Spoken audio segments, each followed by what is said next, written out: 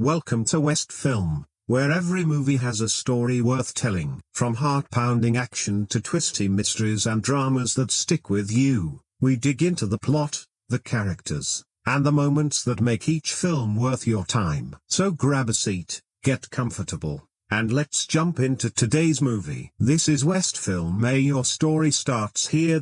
Howard Sant isn't interested in hearing excuses, and his family is even less forgiving. Cold and unmoved, he decides to send a message by executing one of the men who'd been responsible for Bobby's safety, doing it right in front of Mickey to drive the point home. Mickey pleads for his life, begging them not to disfigure him if they're going to kill him over his mother's involvement. It's a chilling reminder of just how much fear the saint name commands, and how absolute Howard's grip is over everyone who works for him. Meanwhile, Frank finally wraps up his long career with the FBI and comes home to his wife Maria and their son. He tells her he knows the years of moving from city to city for his undercover work took a toll, but that's all about to change. London will be their last stop, a fresh start, somewhere safe, somewhere they can finally put down roots as a family. But before the move, the extended Castle clan decides on one last big trip together, a family reunion in Puerto Rico. Back in Florida,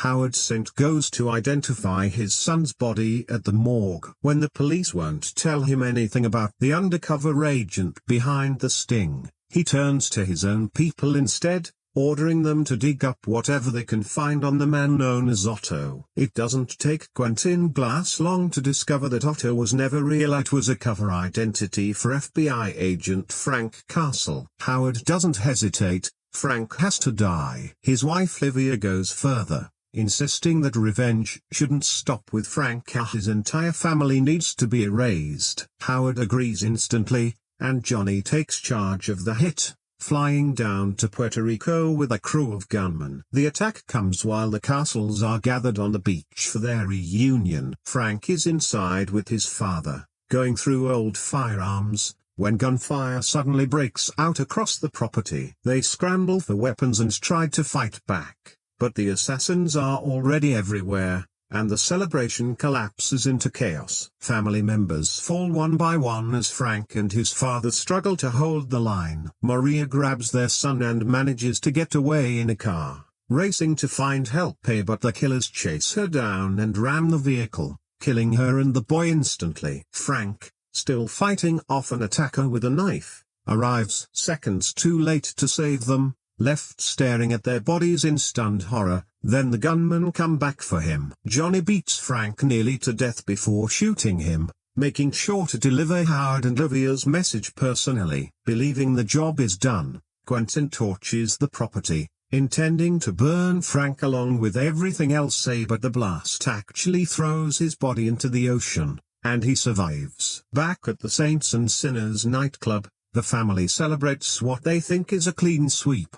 Howard gives Livia a pair of diamond earrings to mark the occasion while the room toasts to their success. Down on the Puerto Rican coastline, though, an old family friend named Candler finds Frank barely alive and nurses him back to health. Once he's strong enough, Frank makes his way back to what's left of his burned-out family home. Sifting through the ashes, he collects some of the weapons his father had shown him and a black shirt with a white skull on it, a gift from his son. Grief and rage take over completely, and revenge becomes the only thing keeping him going. He heads back to the States and vanishes into a rundown, forgotten part of the city, where he starts quietly turning himself into a weapon, modifying guns, fortifying his apartment, souping up his car, all while keeping to himself. Naturally, the neighbors start to notice. There's Bumpo, obsessed with opera spacker Dave, twitchy and covered in piercings, and Joan,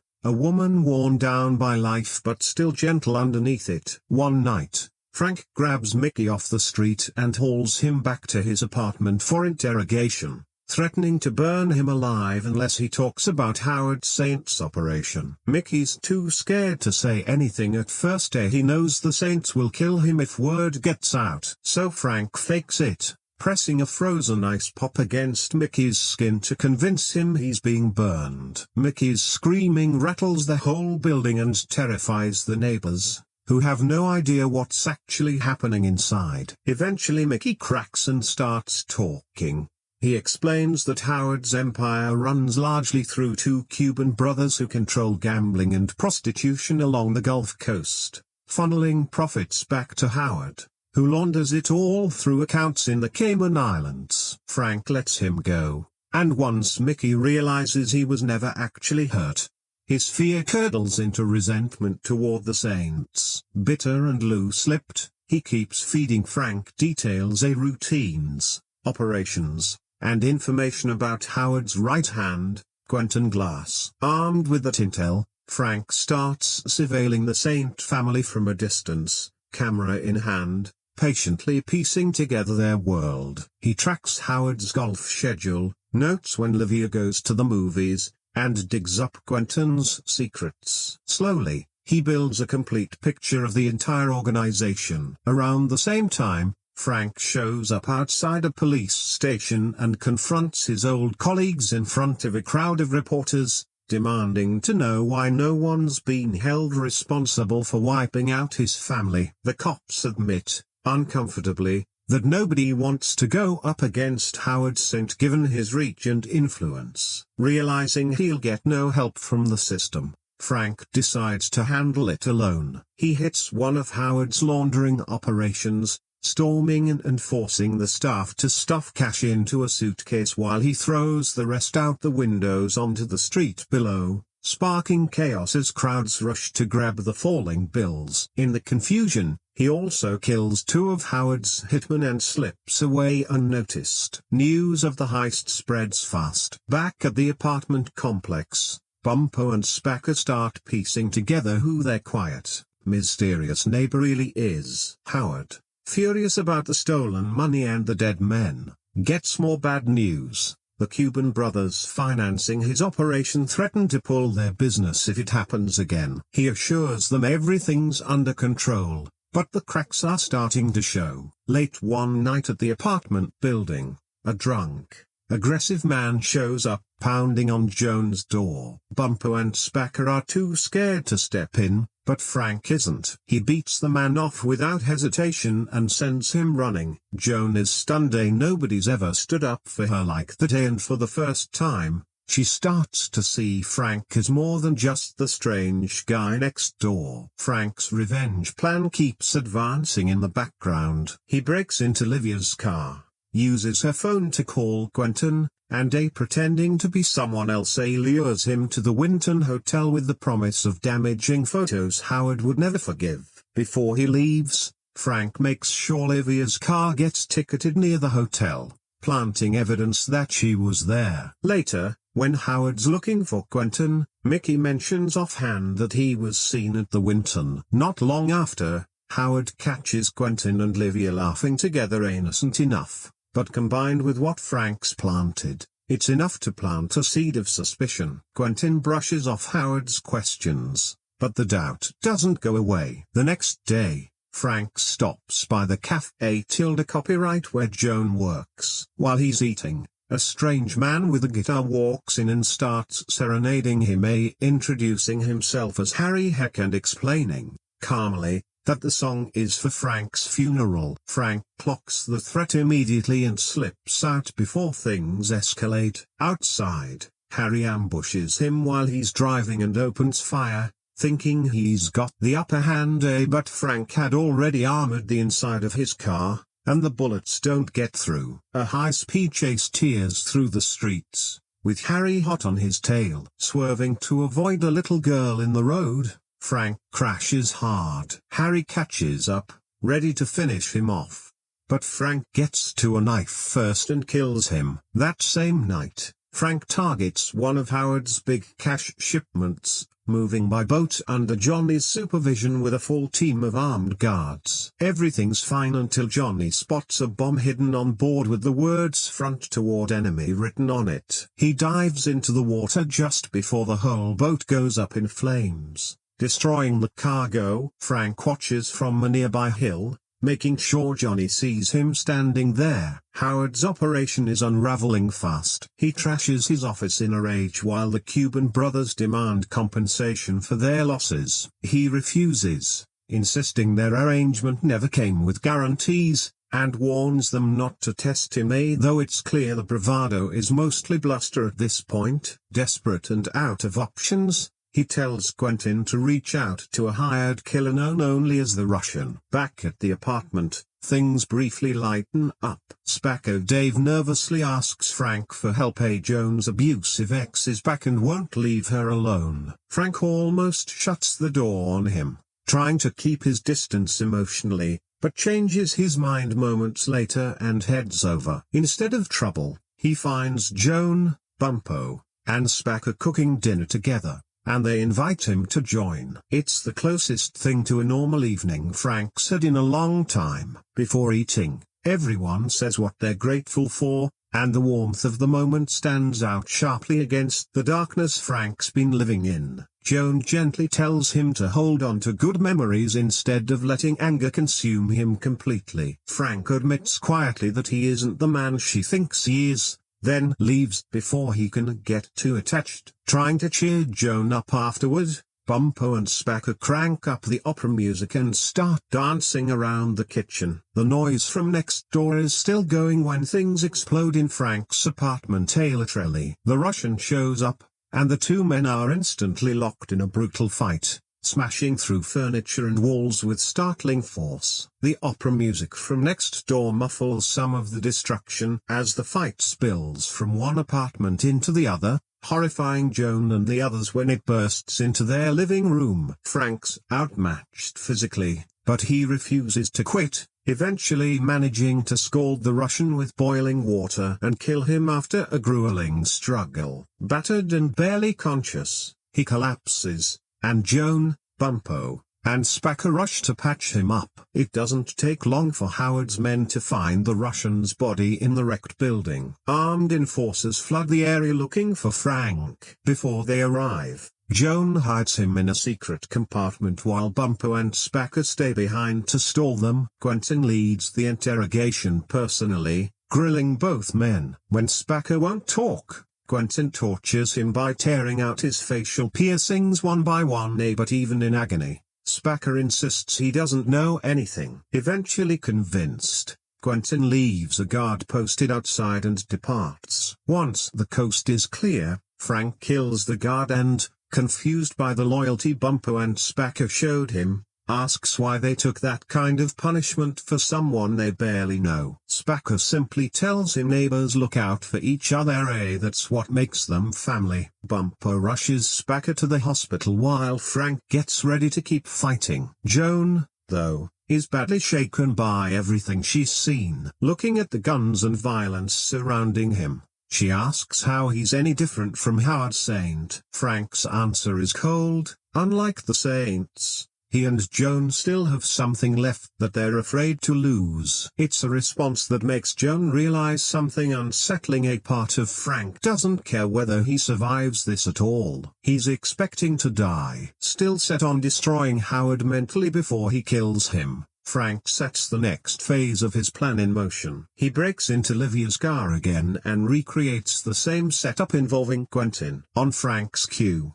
Mickey finds the Winton Hotel ticket in Livia's car and makes sure Howard sees it. It's all Howard needs to remember Quentin's earlier connection to that hotel, and the paranoia Frank's been planting finally takes hold. Consumed by suspicion, Howard heads straight for Quentin's house, but Frank gets the first, sneaking in to stage the scene before Howard arrives. When Howard walks in, he spots one of Livia's diamond earrings by Quentin's bed. Quentin comes home with no idea what's waiting for him. Howard greets him calmly at the bottom of the stairs, but there's an edge to his voice. He tells a story about how a jealous man could manipulate someone into thinking they've been betrayed, moving furniture, leaving little clues, planting doubt, all while doing exactly that in front of Quentin, rearranging the furniture and tossing a knife onto the table between them. Then he starts asking where Quentin and Livia have been meeting. Quentin denies everything,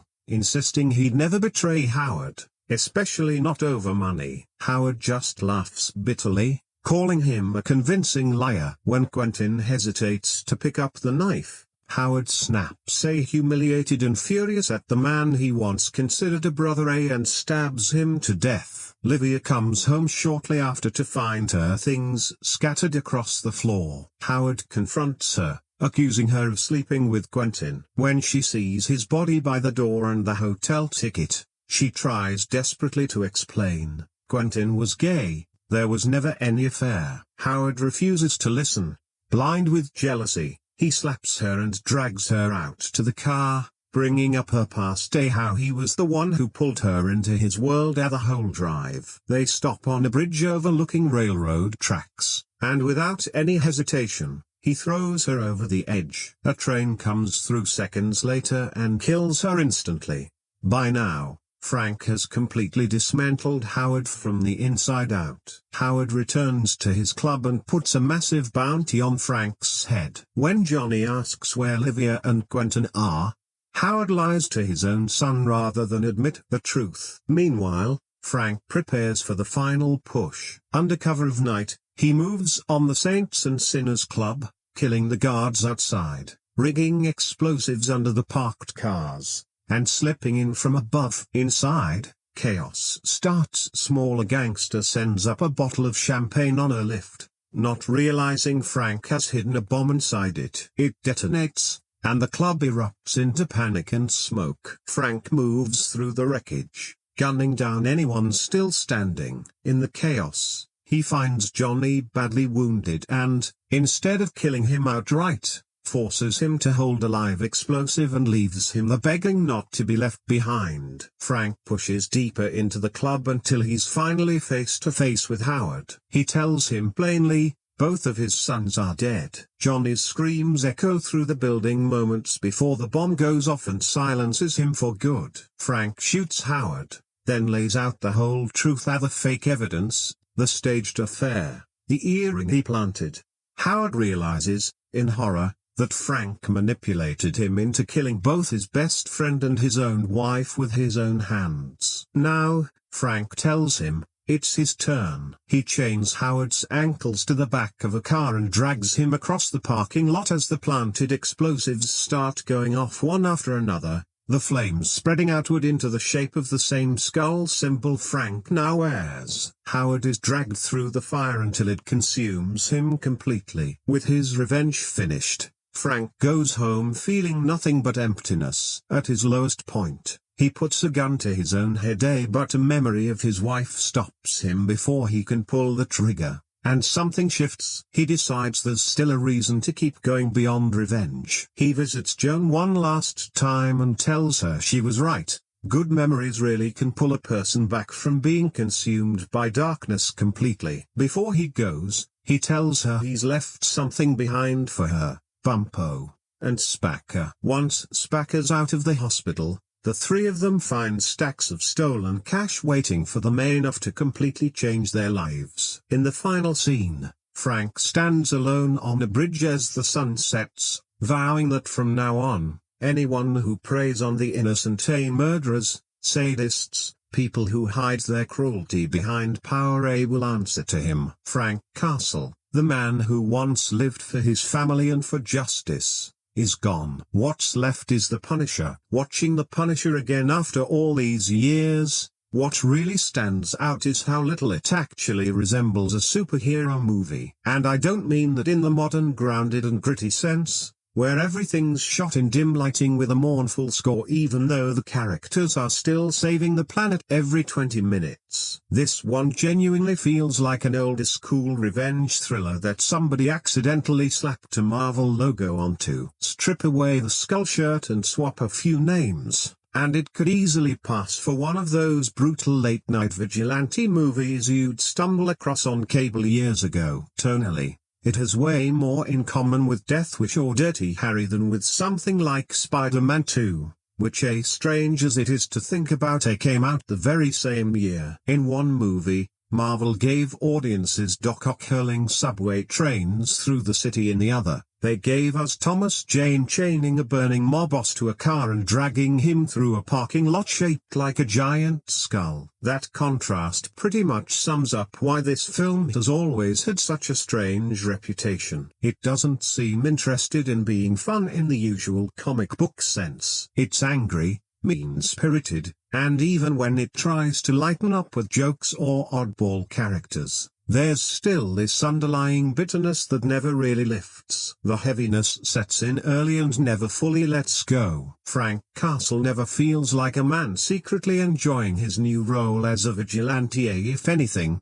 the film treats him like someone decaying from the inside. That's probably why some viewers connect with this version so strongly while others can't stand it. If you're expecting slick superhero spectacle, this movie will feel awkward and uncomfortable, too violent to be crowd-pleasing in the typical Marvel sense, but too comic booky to fully commit to being the psychological drama it occasionally seems to want to be. It sits in this strange in-between space, one scene lifted from a grim crime thriller, the next featuring a cartoonishly massive assassin crashing through walls. And oddly enough, that's part of what makes it work. The film never feels manufactured the way so many modern comic book adaptations do. It's messy and uneven, sure, but it has real personality. You can feel the influence of old westerns, revenge cinema, mob movies, and gritty 70s and 80s action films where the protagonists weren't exactly heroes anymore. Frank Castle isn't out there saving people because it's the right thing to do. He's tearing through Howard Saint's empire because he's shattered, furious, and doesn't know how to exist outside of violence anymore. That's not a particularly Marvel idea, at least not in the traditional sense, and it's probably why the film has aged in such an interesting way. Comic book movies in the early 2000s were still finding their footing as some went campy, some went overly serious, some tried to split the difference and buckled under the weight. The Punisher carves out its own strange lane entirely. It's not as polished as the era's biggest superhero hits, but it's harsher and more personal than most of them, almost like a missing link between old revenge thrillers and the darker comic book adaptations that would come later. I respect it for committing to that identity, even when it stumbles, and it stumbles plenty, because at least it swings hard while doing it. The setup revisiting the origin story here, it's honestly harsher than I remembered, almost unnecessarily cruel in places, and I mean that as both a criticism and a strange compliment, because the film fully commits to obliterating Frank's life in the most brutal way it can. Frank starts out as an undercover FBI agent trapping up his last case before retirement, a fairly standard setup. He's got the family, the respected career, the sense that things are finally about to slow down. Naturally, since this is the Punisher, the universe looks at that happiness and says number. During the operation, a mobster's son, Bobby Saint, winds up dead, more or less by accident, but that distinction means nothing once John Travolta's Howard Saint finds out. The film doesn't waste much time overcomplicating his motivation. Howard wants revenge, plain and simple, and I appreciate how directly it commits to that. What makes it darker is how far he takes it. He doesn't just want Frank dead, he wants the entire family gone. Parents, cousins, kids, anyone standing near Frank Castle gets wiped out. And the film doesn't rush through it. It's not staged like a quick tragic beat where the hero sheds one tear and starts loading guns in slow motion. The whole sequence feels ugly and intimate, with a coldness that genuinely caught me off guard. Since early 2000s comic book movies usually pulled their punches emotionally, this one doesn't. That massacre is probably the single most important moment in the film, because it completely resets the tone. Once it happens, there's no going back to a normal superhero story. Frank surviving doesn't feel like a victory, it feels wrong. Like he's the one person who should have died alongside everyone else. What's left is a man with nothing but rage. That's the real birth of the Punisher here, not some triumphant transformation, but a psychological collapse stretched across 2 hours. And the film deserves credit for keeping Frank's motivation simple afterward. There's no grand speech about saving society, no arc about becoming a better man. He just wants everyone connected to the massacre gone. Interestingly, the movie occasionally hints that Frank barely cares whether he survives his own revenge, something I hadn't fully clocked on earlier viewings. He never really rebuilds his life, he just channels his grief into punishment. Later, people try to pull him back towards some kind of normal human connection, but by then it's already too late. That's part of why this origin lands harder than a lot of comic book revenge stories from the same era. It's brutal enough that you fully understand why Frank becomes this person, even if you don't agree with what he turns into. The film doesn't romanticize the tragedy either. There's nothing stylish about the grief here. It's just loss stacked on more loss until there's nothing human left except anger. Frank Castle isn't becoming a superhero in this movie. He's becoming a weapon. Atmosphere even at its messiest. The film absolutely nails its atmosphere. You feel the tone almost immediately. Heavy, but not in the fake edgy way where characters whisper dramatically in the rain every 5 minutes. It's genuinely bitter, angry at the world from the opening scenes, and it barely lets up from there. Even before Frank fully becomes the Punisher, there's an uncomfortable tension running through everything. The color palette is muted, the lighting grimy, and everyone looks exhausted or checked out emotionally. It has this sweaty, worn-down quality, like every character in this world needs sleep, therapy, or several years away from firearms. What struck me on rewatch is how committed the film is to making its violence feel unpleasant rather than thrilling, at least most of the time, because there's also this weird comic book energy simmering beneath the surface that occasionally erupts into full absurdity out of nowhere. That's the real balancing act of the whole film. 1 minute it's a grounded revenge thriller about a man whose grief has poisoned him completely. The next, you've got exaggerated assassins, oddball humor, and a wrestling-sized Russian crashing through apartment walls. Somehow it keeps bouncing between grim realism and comic book nonsense, and it mostly works because of how sincerely committed it is to both extremes. It doesn't always land the balance, as some of the tonal shifts are genuinely awkward, and you can tell the movie isn't always sure whether it wants you laughing, unsettled, or cheering, sometimes trying for all three in the same scene. But honestly, I'd rather watch a film struggle to do something unique than sit through another polished, emotionally sterile superhero movie. Because this thing has personality. You can feel the DNA of old revenge films throughout, not just in the plot, but in the mood. Frank drifts through the story like one of those old Western anti-heroes who died emotionally long before the plot even started. There's a dusty, lonely quality to parts of the film despite the modern Florida setting, as some scenes feel closer to a neo-Western than a comic book adaptation. The violence itself sets this film apart from other Marvel movies of the era too. It's mean. I keep coming back to that word because it fits. This isn't about action for action's sake, it's about punishment. Gunshots aren't clean, fights aren't heroic. People scream and bleed and panic. Frank himself takes a beating throughout, constantly bruised and half-conscious, running purely on hatred and painkillers, which gives the whole film an exhausted, worn-down quality that helps it stand apart. At the same time,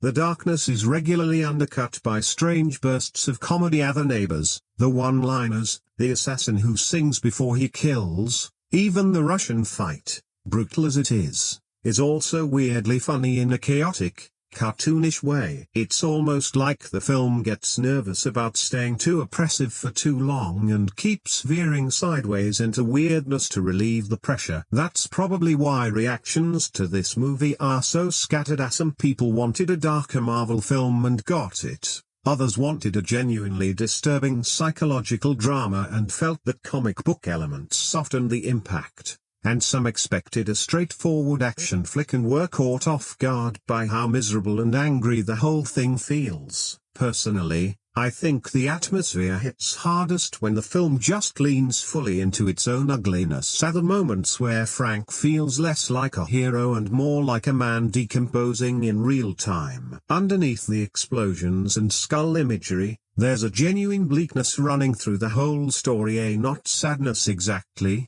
more like emotional emptiness, as if the world of the Punisher had already given up on itself before Frank ever picked up a weapon. That bitterness might be the most memorable thing about the entire film. Themes of revenge. What actually holds my attention here isn't the action. The explosions are cool, the shootouts are brutal, the Russian fight is unhinged. All of that works fine. What sticks with me is how uneasy the movie gets once you stop treating Frank Castle like a standard action hero, because underneath it all, the film keeps circling this question without ever saying it out loud. At what point does revenge stop being justice and just become obsession? And honestly, I don't think Frank himself knows the difference anymore. That's the real tragedy of this version of the character.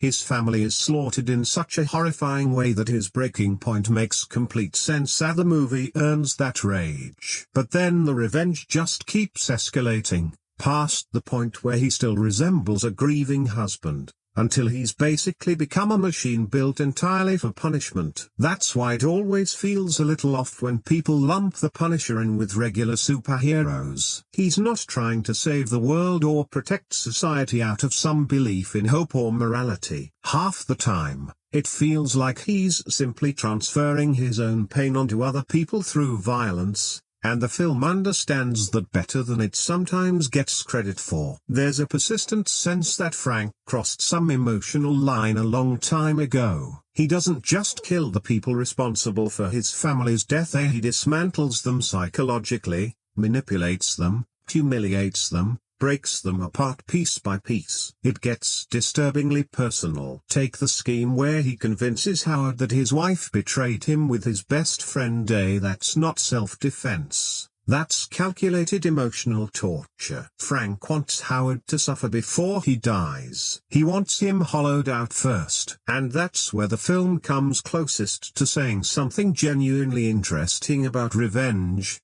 because Howard and Frank start mirroring each other more and more as the story goes on. Both are consumed by vengeance. Both destroy everyone around them out of grief. Both end up emotionally hollow because of hatred. The film never fully digs into that parallel as deeply as it probably could have, but it's the beneath the surface. And it's probably why some viewers felt the violence went too far, while others felt it didn't go far enough. The movie is stuck in this tension between wanting revenge to feel cathartic and wanting it to feel morally ugly. Sometimes that works beautifully. Sometimes the film backs away from its own darkness. There are moments where it seems almost afraid to fully confront how terrifying Frank has actually become, because if you really sit with it, this is not a man in a healthy place. He's not healing, not recovering, not learning to move on. He's feeding his grief until it completely replaces who he is. That's why the name The Punisher works as well as it does. It's not aspirational, it's cold and final, with no warmth in it at all. And the film is at its strongest when it remembers that not during the cool explosions or the comic book spectacle, but in the quiet moments where you realize this man essentially died alongside his family, and what's left walking around afterward is just rage wearing human skin. The movie doesn't always dig into that idea with enough depth, which is probably its biggest weakness. There's a genuinely fascinating version of this story buried somewhere inside it. One that treats revenge as emotional self-destruction rather than pure catharsis. But even in its uneven, imperfect form, it still manages to capture something a lot of revenge stories miss entirely. By the end, Frank gets exactly what he wanted, and somehow it still feels less like a victory and more like total spiritual collapse. The cast. Thomas Jane's performance as Frank Castle is the kind that basically determines whether the whole movie works for you or not, because so much of the runtime is spent quietly watching this man get emotionally destroyed. I understand the split reaction to him. There are stretches where he feels almost too restrained, too flat, especially if you're expecting big, explosive rage and dramatic breakdowns. That's not what Jane's doing here. Most of the time he barely reacts outwardly to anything, speaks in this low, worn-out voice, and carries himself like someone who hasn't slept properly in months. But that's exactly why the performance clicks for me. This version of Frank doesn't feel like a charismatic comic book anti-hero. He feels numb, like all the real emotional damage happened before the revenge story even began. There's a deadness behind his eyes that becomes genuinely unsettling the longer the film goes on. Physically, Jane fits the role to a not in the exaggerated, gym-built superhero way,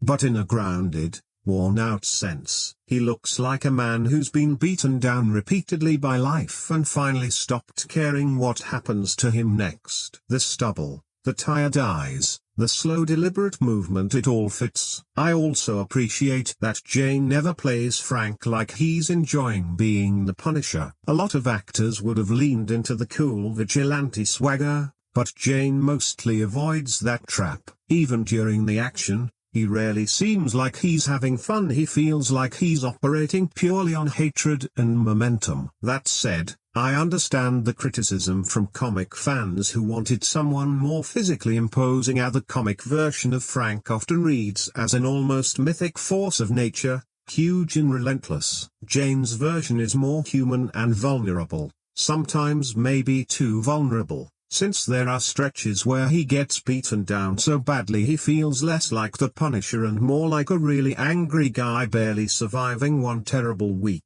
Still, I actually prefer that approach, because it means his eventual full transformation into the Punisher feels earned rather than automatic. Something else I noticed rewatching it: Jane carries a lot of scenes through pure silence. The script doesn't hand him big monologues, but he sells Frank's internal exhaustion physically. The way he sits, the way he watches people, the way he barely engages when the neighbors try to talk to him. It reads like someone forcing himself to keep functioning even though he checked out mentally a long time ago. Time has actually been kind to this performance. Audiences in 2004 still expected comic book leads to feel larger than life. But Jane's quieter, more damaged approach feels ahead of its time now that broken anti-heroes are far more common on-screen.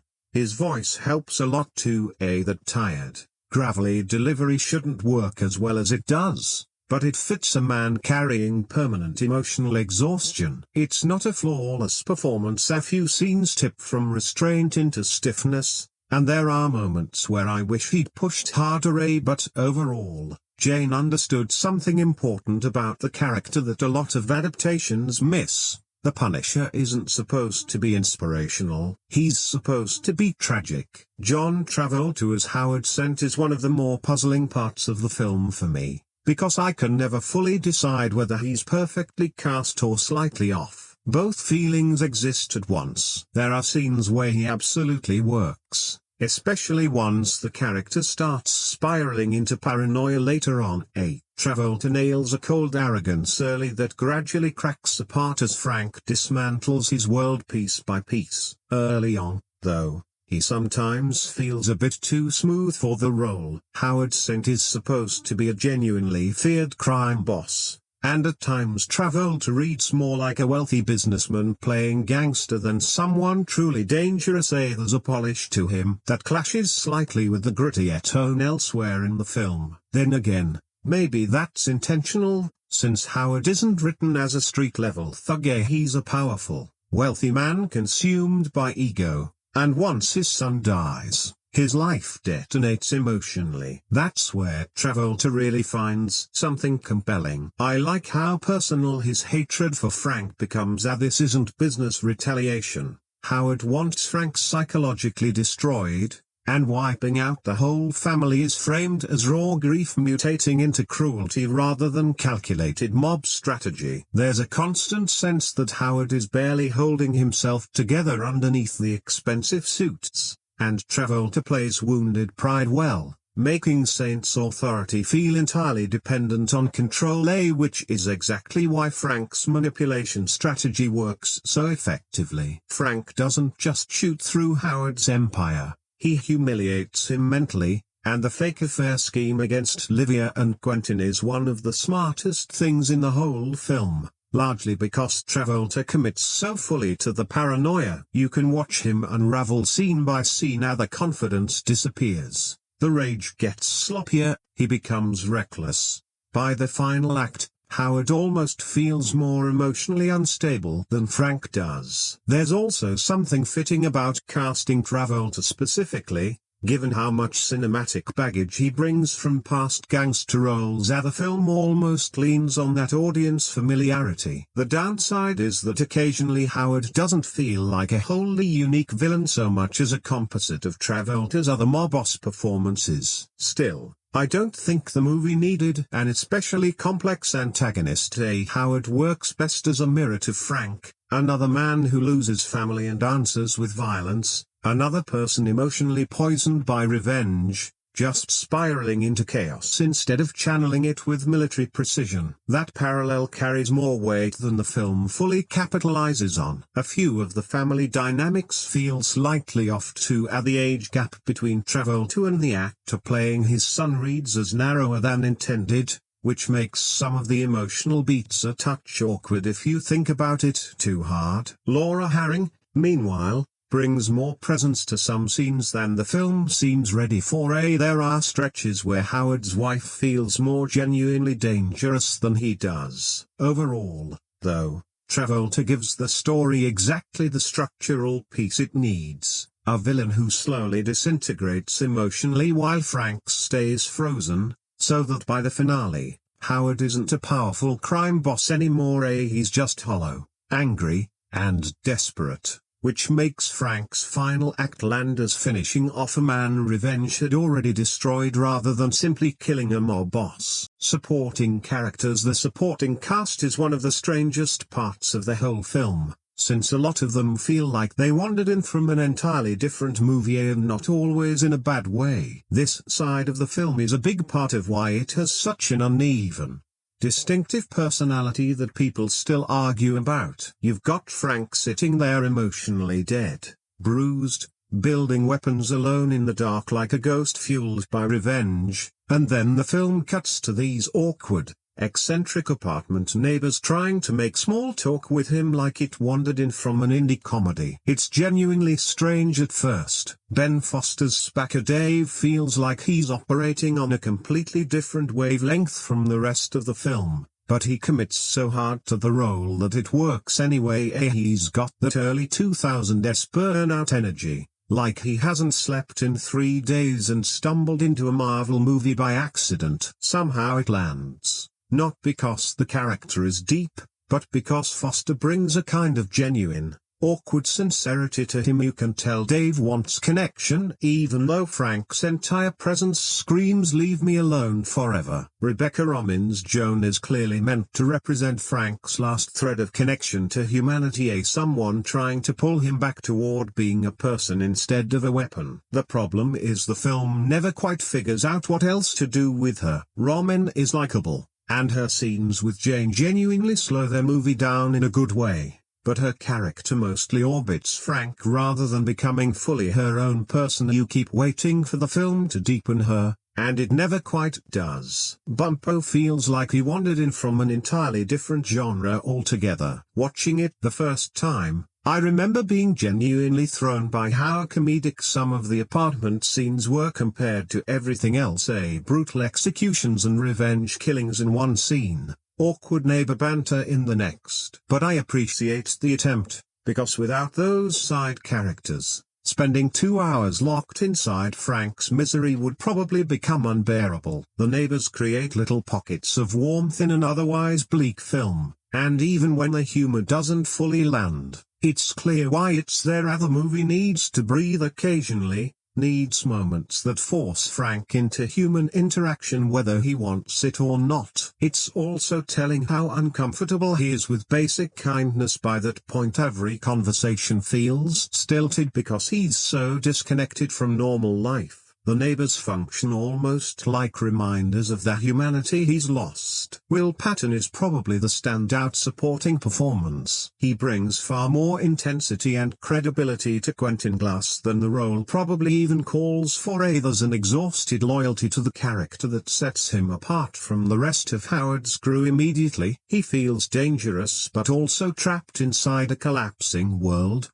And Patton just has one of those faces built for grim crime thrillers. There's also a brief, surreal appearance from Roy Scheider, which still feels strange to revisit. His role is small, but he adds a bit of unexpected gravity early on, helping ground Frank's family life before it's all torn apart. Then there's Harry Heck, the guitar-playing assassin, who shouldn't work at all but somehow becomes weirdly memorable simply because the film leans so hard into its strange comic book western energy. He feels almost mythic against the grounded brutality surrounding him. That's really the best description for the supporting cast as a whole: uneven, strange, but memorable. Plenty of viewers dislike these characters, arguing they interrupt the revenge story and hurt the pacing, and I completely understand that. There are stretches where the side plots feel like detours from the darker material people actually came for. But I think the film would feel emotionally emptier without them, since they constantly remind you of everything Frank Castle no longer knows how to be: normal, connected, human. The tone of this film is genuinely all over the place. And somehow that's both one of its biggest weaknesses and one of the reasons it's stuck around in people's memory. It can't quite decide what kind of comic book movie it wants to be. Some scenes are legitimately grim. The family massacre sets an ugly emotional tone early that makes you think you're in for a cold, brutal thriller. Frank barely speaks, people are tortured, the violence feels harsh and personal, and the film edges toward genuine psychological drama. Then, out of nowhere, someone cracks a weird joke, a neighbor does something quirky, or a giant Russian assassin crashes through a wall like a live-action cartoon, and the whole mood shifts again. It's almost fascinating watching the film wrestle with itself in real time, trying to balance comic book absurdity against grounded emotional brutality, and sometimes those two things collide hard. Take the apartment scenes. I don't dislike them the way some people do, but they clearly belong to a slightly different film. Frank's over here processing catastrophic drama while eccentric neighbors keep barging in with awkward jokes and small talk. It almost feels like the movie gets nervous about staying too dark for too long and throws in comedy to relieve the tension. And honestly, I understand why. Without those shifts, the film would probably become exhausting, since it's already bitter enough as it is. If every scene stayed locked at maximum misery for 2 hours straight, it likely would have alienated audiences completely. That said, some of the humor genuinely doesn't fit. There are moments where the film undercuts its own emotional weight because it seems to remember, mid-scene, that it's technically based on a comic book and feels obligated to lighten up. You'll get a genuinely disturbing revenge sequence followed immediately by an oddball line that completely resets the atmosphere. But when the humor does land, it gives the film personality. The Russian fight is the best example. That whole sequence is ridiculous, practically slapstick at points, but it's memorable precisely because it leans fully into the chaos instead of pretending to be realistic. That's the side of the tonal whiplash I actually enjoy, since some comic book movies get so obsessed with seeming serious that they lose all individuality. This one, at least, feels unpredictable, sometimes awkwardly so, but unpredictable nonetheless. There's also a cold, dark irony threaded through parts of the film that's easy to overlook. Frank doesn't crack quips the way most Marvel characters do, but there's something twisted about the satisfaction underlying his revenge methods,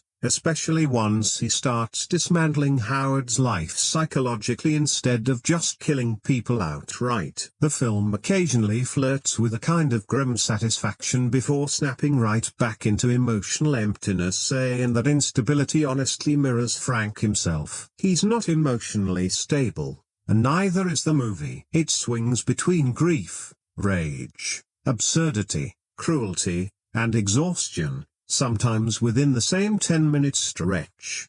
Does it pull off that balancing act perfectly? No, some emotional beats lose their punch because the film keeps interrupting its own momentum, and a few comedic scenes feel like leftovers from an earlier, less grim draft. But I'll still take this kind of messy tonal experimentation over the overly sanitized approach a lot of modern superhero films default to now, because at least it feels human in its imperfections, like a movie made by people trying to figure out just how dark a comic book film could go while still holding on to some pulpy weirdness underneath. Sometimes that mix works brilliantly, sometimes it clashes badly, but either way, it sticks with you. Visual style. Visually, The Punisher has this strange dual identity, as some of it looks genuinely stylish, other parts look like the production was barely holding together financially. Weirdly, both sides add to the film's charm, because this never feels like a polished studio's superhero movie. Director Jonathan Hensleigh clearly came in with a very specific mood in mind,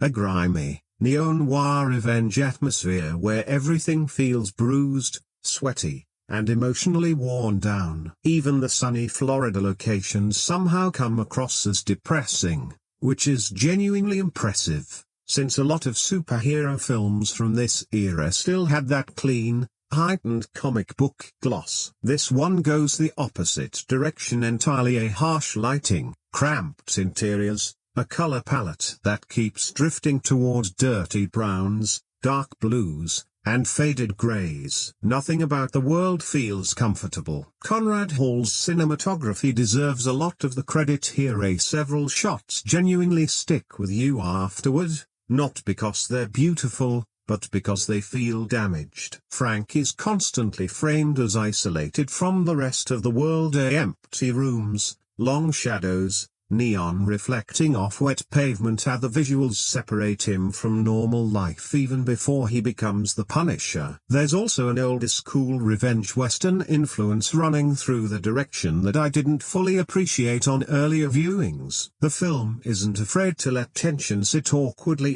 Characters hold each other's gaze a beat too long, conversations drag on purpose, and Frank often drifts through scenes like a gunslinger wandering through a modern crime world rather than a typical comic book anti-hero. Honestly, I miss that kind of unhurried pacing in action films. The direction isn't consistently strong, though, as some of Hensleigh's inexperience shows, with a few action scenes staged in a fairly flat point the camera at the explosion style, and some emotional beats that don't land as hard visually as they probably should. There's also a sense of budget limitations creeping into scenes, clearly aiming for a bigger scale than the production could fully deliver. As some explosions feel restrained, some sets look smaller than intended, and the editing sometimes strains to sell scale the movie couldn't quite afford. Even so, I respect the ambition, because the film still manages to create genuinely memorable imagery within its limits. The burning skull finale is the obvious example. Over the top,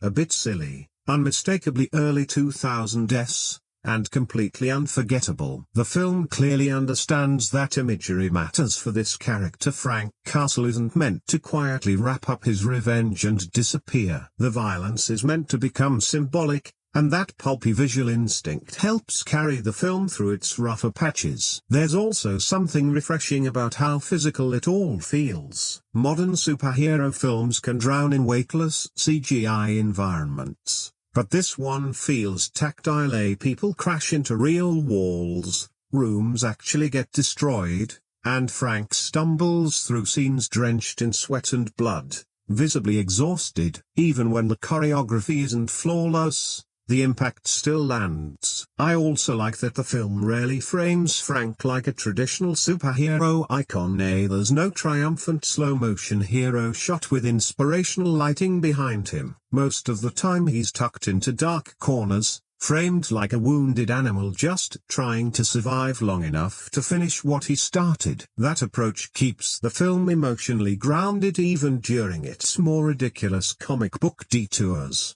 And honestly, the rough edges help the atmosphere more than they hurt it. A slicker, more polished version of this film probably would have lost some of the bitter, ugly identity that people still remember it for. Action and violence. The violence in this film is what really separates it from other Marvel movies of the era, and not just because there's a lot of blood. What makes it feel different is how personal it all is. This isn't action treated as spectacle first, it's treated as punishment. And while that approach works well much of the time, it also occasionally veers into territory the film doesn't seem fully aware of. The family massacre sets that brutal tone from the start, and it still hits hard on rewatch, not because it's especially graphic by modern standards, but because of how cold it feels. The killings aren't stylized into a slick action montage, they're cruel and methodical. That scene alone tells you this isn't trying to be a fun popcorn superhero ride. And from there, Frank essentially spends the rest of the movie turning himself into a one-man wrecking crew. What stands out is how physical the action feels compared to modern comic book fare. There's very little glossy CGI chaos here. People crash through actual walls, bodies hit concrete hard, gunshots feel weighty, and Frank absorbs a beating throughout, looking increasingly like someone running purely on adrenaline and unresolved trauma by the midpoint. That physicality keeps the action grounded, even when the film goes fully ridiculous, and it does, especially during the Russian fight, which feels like the movie suddenly remembering its comic book roots mid-scene. 1 second it's a grim revenge thriller, the next Frank's getting hurled around his apartment by a human tank while boiling water and exploding furniture fly everywhere. It's absurd, completely absurd, but it works because the film commits fully to it. Frank doesn't dominate the fight either, he's overwhelmed, panicked, barely surviving, which keeps the sequence feeling messy and desperate instead of slick and over-choreographed. That pattern holds throughout the film. Frank rarely looks invincible. He survives because he's too stubborn to stop moving, long after most people would have given up. At the same time, the film has an undeniable fascination with suffering that becomes hard to ignore after a while, and I don't just mean Frank's suffering. Nearly everyone in this movie suffers. People are tortured, dragged through explosions, burned, stabbed, beaten, executed. It consistently pushes violence toward cruelty rather than excitement, which is part of why reactions to it are so split. Some viewers appreciate how unapologetically harsh it is, seeing it as an honest reflection of the Punisher's brutal, morally rotten world. Others feel it tips into shock value for its own sake. I understand both readings. There are definitely moments where the film seems weirdly drawn to punishment as its own reward. Frank rarely kills people quickly, he wants them broken first. That's what separates him from a standard action hero. He turns revenge into theater. The entire Howard St. plotline leans hard into that idea. Since Frank doesn't just want him dead, he wants him dismantled first, and that's where the film edges closest to genuinely disturbing territory. What's interesting, though, is that the film never fully glamorizes any of it. The action is entertaining, sure, but there's usually a bitterness underneath. Frank never looks empowered afterward, only emptier. That's probably why the brutality mostly works. Beneath the explosions and gunfire, it still stays tethered to grief. Frank isn't fighting because he enjoys being a hero, he's fighting because he has nothing else left. Revenge doesn't heal him. If anything, it keeps erasing whatever humanity remains. The balance isn't perfect, as some violence feels excessive purely for shock. A few scenes edge toward that early 2000s look how dark we are territory, and certain emotional beats probably needed restraint rather than another explosion. But I'd still take this raw, physical brutality over the weightless, consequence-free action of a lot of modern superhero films, because even when this one goes too far, the violence still feels like it costs something. People bleed, limp, and scream, and Frank ends the film looking spiritually wrung out, and that exhaustion is a big part of what gives the film its identity. The Russian fight. We have to talk about the Russian fight specifically, because it's probably the exact moment the film fully surrenders to its comic book insanity, and thankfully so. Up to this point, the movie has spent so long being grim and miserable that when this gigantic, bleach blonde human refrigerator suddenly appears in Frank's apartment, the entire film briefly shifts genres for about 10 minutes and somehow becomes one of its best stretches. The setup alone is funny in hindsight. Frank is exhausted, injured, mentally falling apart, barely functional, and then Kevin Nash walks in looking like the final boss of a wrestling video game, with zero subtlety, pure comic book madness suddenly filling the room. What I appreciate is that the film doesn't even try to make the Russian realistic. He's basically a living cartoon dropped into an otherwise grounded revenge thriller. Ray barely speaks, absurdly enormous, fighting like a man who genuinely doesn't understand pain. It feels like the filmmakers suddenly remembered this was based on a comic book and decided to stop pretending otherwise for a while. But the scene works because the brawl still feels genuinely brutal underneath the absurdity. Frank gets wrecked, thrown through walls, slammed into furniture, choked, tossed around like a crash test dummy. There's a messy desperation to it that makes it tense even while the film is being ridiculous. The environment does a lot of work too. As the apartment gradually falls apart around them, lamps explode, walls collapse, glass shatters, boiling water somehow gets involved, and downstairs, the neighbors are screaming through it all. It plays almost like a Looney Tunes fight staged by someone furious at the world, and the sound design really sells the weight of every hit. Nothing about it feels graceful, just pure survival and property destruction escalating minute by minute. On paper, this shouldn't fit the rest of the film's tone at all. A nearly superhuman Russian assassin fighting a grieving vigilante in an apartment while opera plays in the background sounds like a parody of The Punisher. And yet it's memorable precisely because the film is willing to go that far. It exposes something important about the movie as a whole. It's strongest when it stops trying so hard to stay grounded and just embraces its pulpy comic book identity without apology. The fight still feels violent and painful, but it has personality. It's not just another shootout, and it's probably the single scene most people remember years later. Kevin Nash deserves credit too. The role isn't built around acting range, but physically, he's perfect for it. And genuinely intimidating standing next to Thomas Jane, with a constant visual mismatch that makes Frank's survival feel earned. Oddly enough, the scene humanizes Frank more than some of the dialogue-driven moments do. For most of the film he's emotionally frozen, but here you see real panic, frustration, exhaustion, and survival instinct. He's improvising the whole way through because brute force clearly isn't enough. That vulnerability matters, since without scenes like this,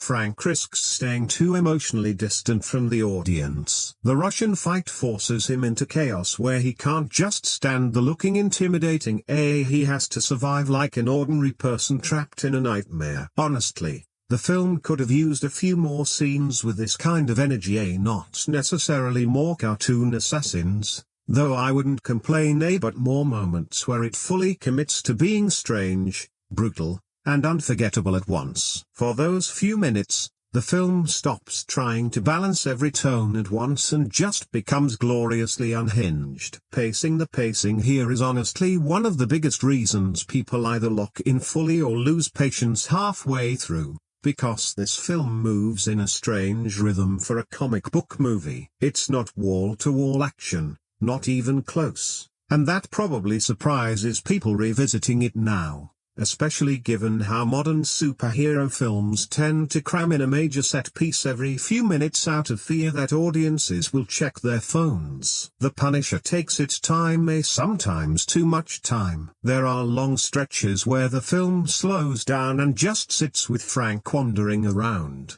hollow, talking to neighbors, prepping weapons, drinking silently, recovering from injuries. It spends far more time on atmosphere and mood than I expected on rewatch, and honestly, I respect that. because the slower pacing gives the story real emotional weight. Frank's revenge isn't treated like some empowering montage where he instantly becomes an unstoppable badass. There's a persistent exhaustion hanging over everything, and the film wants you to feel the loneliness and emptiness that follows the massacre. That slow burn gives it a kind of breathing room modern action films rarely allow anymore. That said, I get why some viewers think it drags, especially through the middle stretch, which settles into a repetitive rhythm. Frank hiding out, side characters coming and going, Howard reacting angrily to setbacks, and other small revenge scheme unfolding. It never fully loses momentum,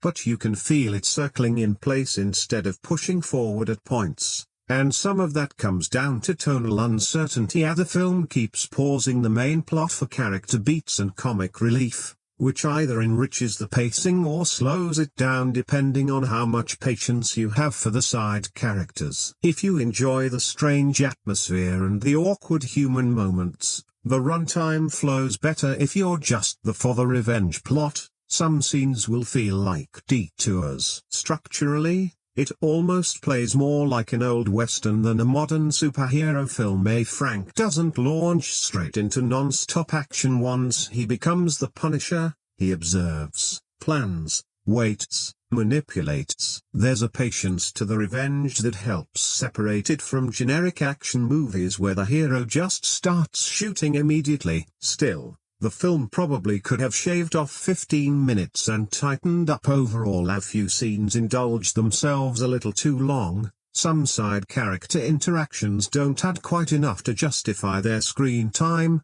and a few emotional beats repeat the same point more than once. We get pretty early on that Frank is broken. But once the third act kicks in, the pacing finally clicks into place. As Frank starts directly dismantling Howard's empire, the film sharpens considerably as the tension tightens. The earlier setups start paying off one after another, and the momentum builds through the manipulation, the shootouts, and the destruction. That strong final stretch is probably why so many people forgive the slower middle section, because the payoff genuinely delivers. Even the ending avoids ballooning into some overproduced superhero climax. It stays personal, angry, and methodical all the way through, and once the final confrontation begins, the film finally feels completely confident in what it's trying to be. Looking back, I think the pacing issues come less from the runtime itself and more from the film trying to juggle too many identities at once. A part revenge thriller,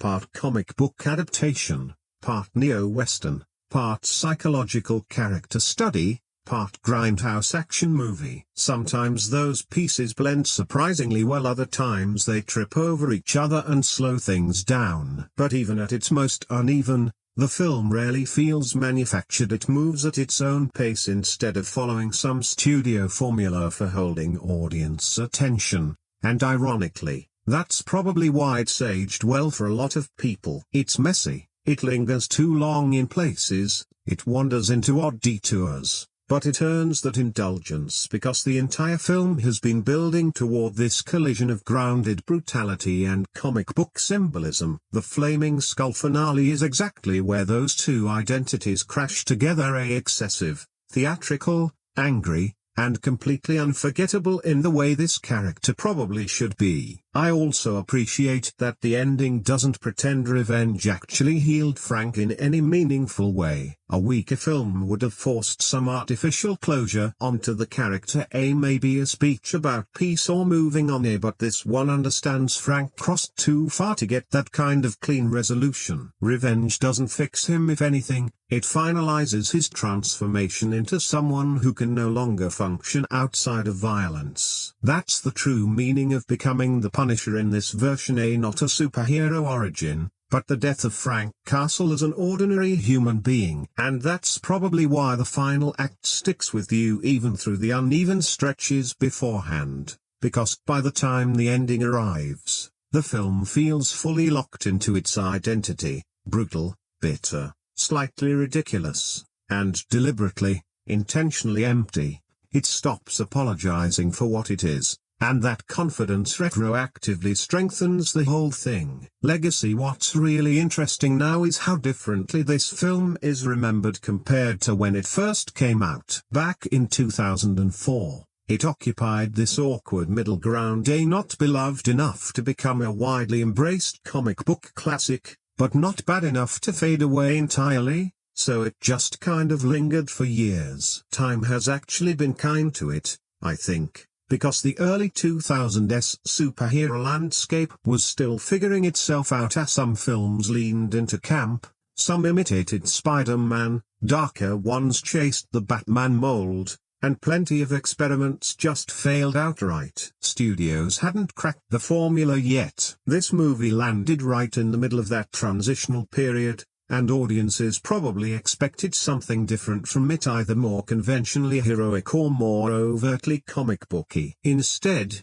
they got a bitter revenge thriller about a man emotionally decomposing while blowing holes through criminals, which honestly reads as far more familiar territory now than it did back then. That's likely the biggest reason it's aged better for some viewers. Modern audiences are much more comfortable with damaged anti-heroes at this point, given how many dark comic book shows and morally compromised protagonists we've had since. But in 2004, a Marvel movie this angry and emotionally bleak felt genuinely unusual. Looking back, people seem to appreciate that more now. That's not to say the criticism has gone away. Even fans admit the tone is a mess in places. Some feel it never fully reaches the emotional depth it's reaching for, and comic purists still debate whether Thomas Jane was the right choice for Frank Castle. Those arguments probably aren't going anywhere. But the film's flaws have almost become part of its identity,